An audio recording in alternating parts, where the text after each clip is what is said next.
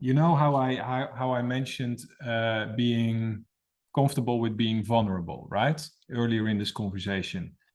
I think that performance measured individuals, salespeople typically, are sometimes hesitant to ask for help and in that sense be vulnerable.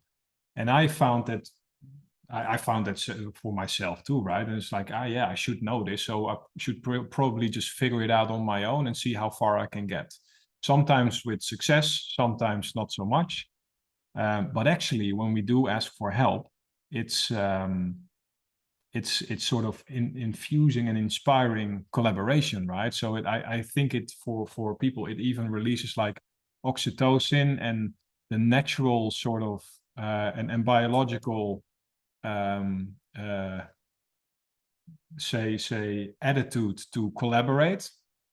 And so my mindset on asking for help and being vulnerable and how powerful asking for help is, if I knew that earlier on, I would have done it much more often. So I think that is a potential superpower that we all have that we're hesitant to use. And I think this is my personal belief that we typically only get to it later in our career when we don't, I guess, worry so much anymore about what everyone thinks about us, etc., and that we always feel like we're in the spotlight when we're really not, right? Because that's how everyone feels. But if I could advise my younger self, would say, if you don't know something, just ask for help, whatever it is.